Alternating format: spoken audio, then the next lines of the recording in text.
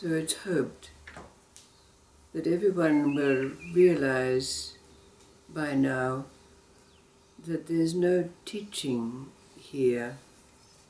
All the many, many stories that have been told and perhaps are yet to be told, often conflicting, are merely to break down, erode away the conditioned belief that we have of the meaning of this or that, so that our own wisdom and knowing can arise.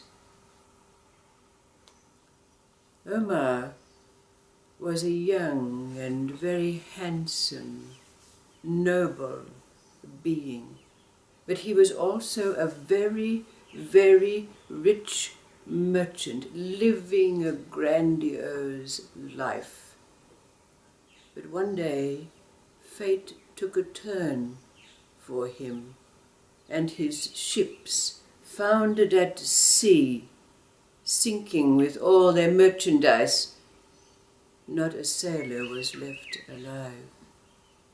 But not only that, but he came back to his house to find it ablaze, his warehouses full of silks and satins and porcelains, destroyed, turned to ashes. He was bereft, penniless, broken. He could not face any of his friends with this total loss. All he wanted to do was die. So he took himself off to the ocean and cast himself into the sea. But as fate would have it, he did not drown. He found himself washed up on a far shore.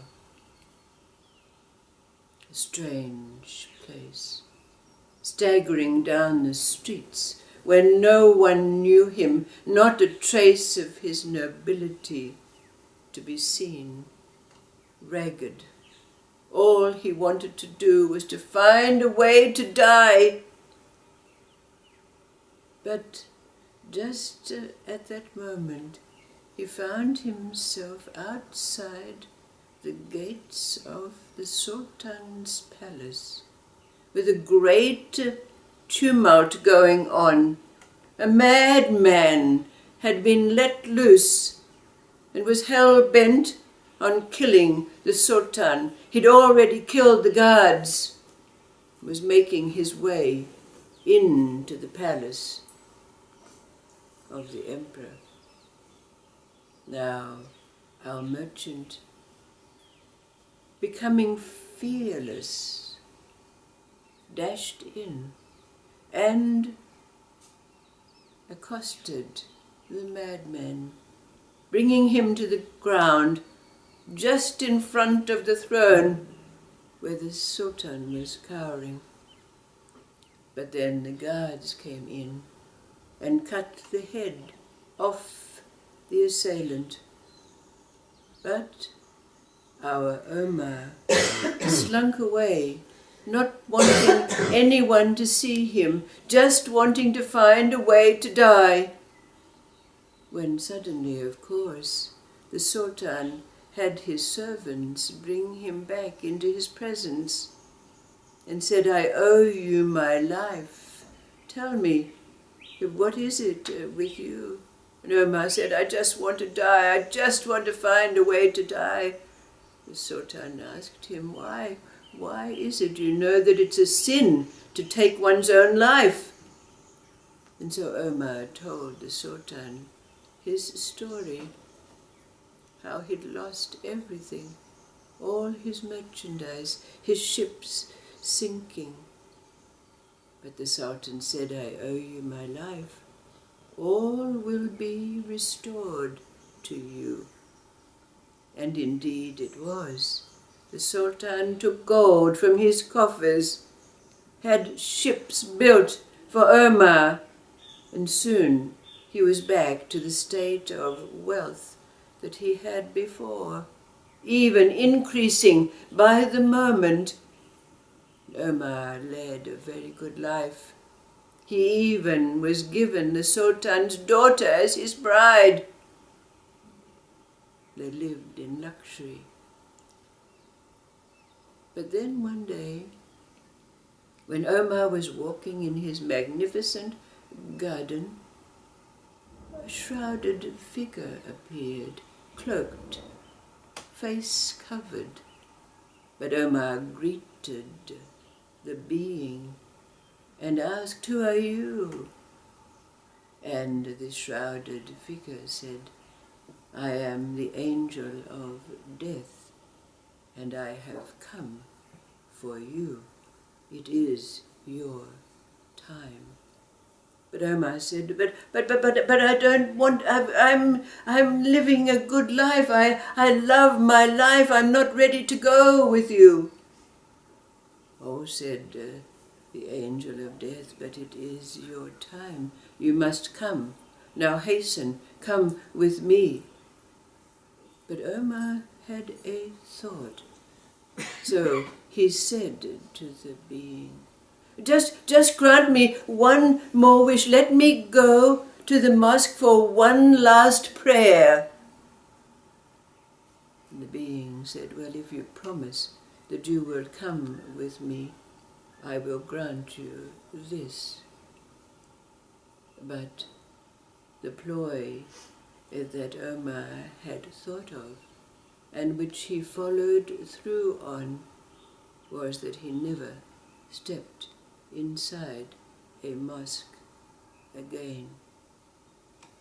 The years passed, and grey hairs began to appear in the beard and the head of Omar. But his life was good. He was happy.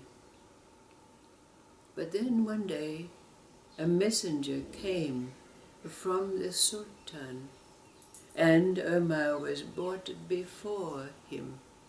And the Sultan said, "You are renowned and have led an exemplary life. The Imam of the Purple Mosque has died, and I designate you as the new Imam. Let us go to the mosque together." So, of course, a cold chill entered Omar's heart, remembering. But then he thought to himself, "Well, I've lived a good and rich life. Perhaps I'm ready now." And so he went off with the Sultan to the mosque. Everyone knelt down with their heads on their prayer mats. But Omar felt the chill about him, and although none others saw, Omar saw the figure, the angel of death, standing before him. And Omar said to him, I'm ready to go with you to the celestial realms. I have led a good and exemplary life." But then the angel of death said to Omar, "Oh no, you cheated, death. You have had your paradise on earth. I am to take you to the nether realms." And with that, the cold hand of the angel of death wrapped itself around Omar's heart and soul. And when others rose from their prayers, Omar remained, his head on the ground, all life having left him.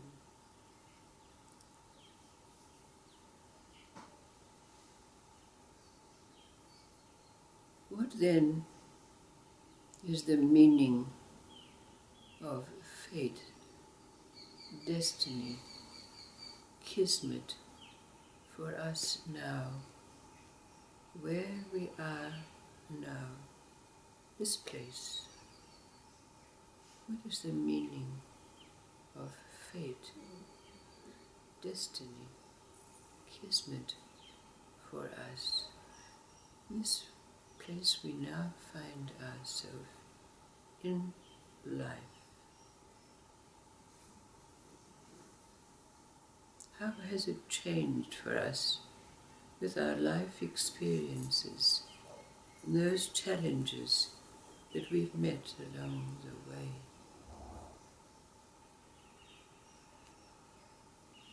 Fate. What is the meaning of fate for us now?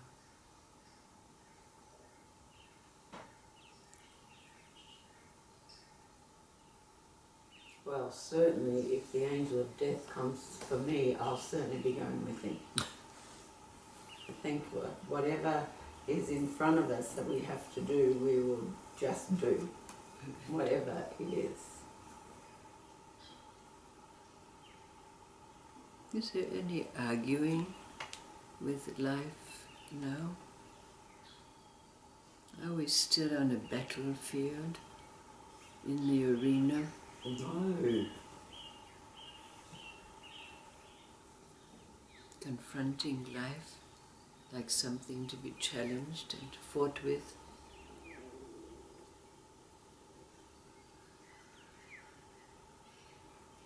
You know what, it's more like we're in the centre and the battle goes on around us and we don't like get involved in it. That's how it feels from my personal experience. Right. This is what we have, isn't it? Our experience, our own knowing